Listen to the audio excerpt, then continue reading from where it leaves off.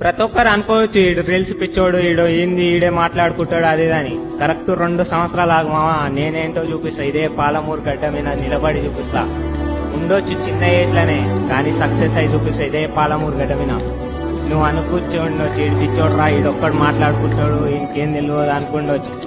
ఇదే గుర్తు పెట్టుకోమావా, 2 సంవత్సరాలు గట్టిగా కష్టపడితే సక్సెస్ ఖచ్చితంగా అవుతాం. ఎందుకుగా మావా, సక్సెస్ అనేది మన ధైర్యం బట్టి ఉంటది. మన గుండె ధైర్యం ఇక్కడున్నంత వరకు సక్సెస్ అవుతాం మావా. లైఫ్ లో ఎందుకు సక్సెస్ కాం, ఇదే చెప్తున్నా. 2 సంవత్సరాలు గట్టిగా కష్టపడితే ఇదే పాలమూరు గడ్డ మీద మనం సక్సెస్ అయి చూపిస్తాం. ఎందుకంటే వలసలు పోయిన పాలమూరు గడ్డ మీద నిలబడి చెప్తున్నా. 2 సంవత్సరాలు గట్టిగా కష్టపడితే సక్సెస్ అవుతాం.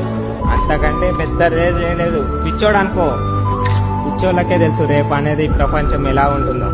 అంతకంటే ఏం చెప్పలేను మా. 2 సంవత్సరాలు గట్టిగా కష్టపడితే సక్సెస్ అవుతాం.